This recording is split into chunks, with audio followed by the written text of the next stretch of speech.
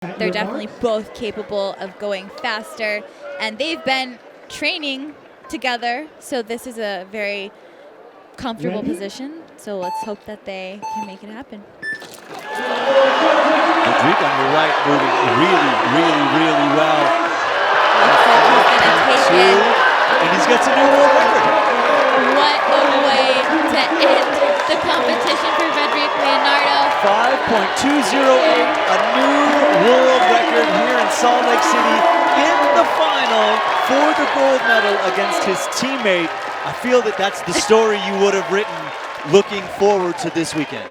Good morning. Pete Woods here with IFSC Salt Lake City World Cup. Last night, we saw a world record go down in the speed competition, and this morning, I'm talking with Albert Oak. Good morning, Albert. Good morning, Pete. Thank you for having me. He's a climbing analyst and a speed climber yourself, and you have spent a lot of time digging into the small details of what makes a speed run go so quickly. There is a lot of technique involved. It's not just go really fast. So can you walk us through the breakdown of a world record time? I think one of the most beautiful things that we can learn and analyze about the Indonesian speed climbers is they are utilizing physics to the utmost precise way possible. If you ever listen to their runs, it is very quiet compared to other climbers. Why? Because sound is energy and they're not wasting energy. Their foot placements are precise and perfect, and they almost will never make any loud stomps or sounds. And whenever you're watching their footage, their foot will never have any latency between pressing between the foothold and the foot. So other climbers, if they're imprecise, they will have their foot linger and then slide into place, where they minimize that to like millimeters. We're talking about ground contact similar to a 100-meter sprinter, where the energy is perfectly focused on that return of energy from touching the hold and then springing them out. And the difference when you watch them, their feet move almost independently of their upper body. Absolutely.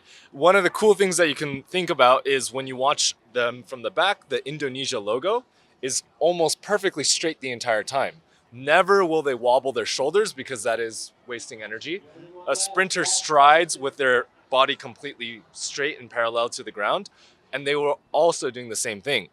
One of the most interesting things that we've been seeing develop within the past year, 2 years, is the Tomoa skip, which was debuted in 2018 Asia Games by Tomoa, which is why it's a titular starting beta. The starting beta is very unique because you start on hold 1, go straight to hold 3, and you do a coordination dyno all the way to hold number 5. This is extremely unique the way that they do it though, because the idea of the speed route was to have the climbers in a zigzag, but we found ways to sort of cheat it and go in a perfect straight line, the path of least resistance. And using the Tomoa skip, and especially the way they do it, is they go almost perfectly vertical, no deviation to a leftwards path. Are there any points in this run that stand out for you that bring it down, those, we're talking about hundredths of a second, and from the previous world record, tenths of a second, but are there any spots here where you thought was the difference in the world record run? So a new beta has sort of been surfacing within the last year of quarantine. In fact, maybe quarantine was a good thing for them to analyze and find this beta. There is a very famous difficult section which is called the 8 to 10 dyno. And that is one of the biggest moves after the start and the finish. So there's 3 sections, start, middle, and then end, which have big dynos and are very difficult. They found a way to create a more straight path with this 8 to 10 dyno by matching hold 11. So they go 8, 10, 11, and stay exactly in the middle. In fact, if you look at the wall, there's a seam between the panels, and their body and their belly button almost follows that path completely all the way to the top. They will match 11, and they make another very large move where they go from 11 to 13 all the way to hold number 15. And then this is the crazy part.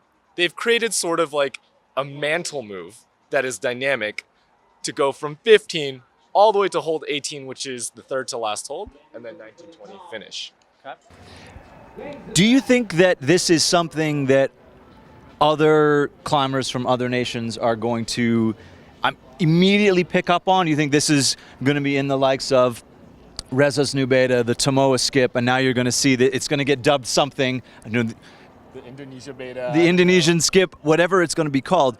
How quickly do you think you're going to see other athletes incorporating this movement into their speed runs? That's an excellent question, because recently at the Chinese National Cup, we had several climbers go under world record pace using very similar beta, where they match 11, but they are doing a little bit variations where maybe they'll go 15 on the foot jib or 15-16, but matching 11 is clearly the path of least resistance where you can go straight.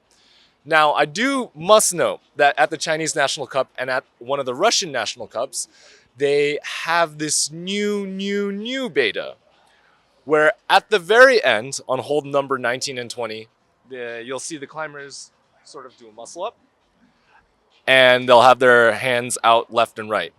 But there's a way to go and almost do another Tomoa skip and go straight to the top. And perhaps, just perhaps, within the next few World Cups, we'll see sub 4.9 with this new beta. That was going to be my last question to you, was that given what you saw, it didn't look to me as a fairly involved viewer that he made any mistakes in the world record run. It didn't look like, to me, he could have gone faster but didn't. It's just now a question of how much faster can you go moving in that way, and can we get under 5 seconds? As amazing as it was, he made actually a few mistakes here and there. Also, to note that this wall was a bit hotter, and I did hear some of the athletes complain that it was a little bit slippery, which actually you saw Kiromal slip on the Tomoa skip with the smear. But he turned his hip a few degrees here. He sort of grabbed one of the holds a little bit awkward with his left hand. Rather than pinching it, he sort of open-handed it. And I can tell that probably threw him off just by a few milliseconds. And interesting enough, because of technology, they have shoes with slick toe caps, which allows them to glide their foot when they smear the top of their foot on some of the holds. And he wants to minimize that, even though they have the technology to help improve that sort of drag. But if he minimizes that, has the perfect run, good conditions, indoor venue, we will see some new world records in the soon future.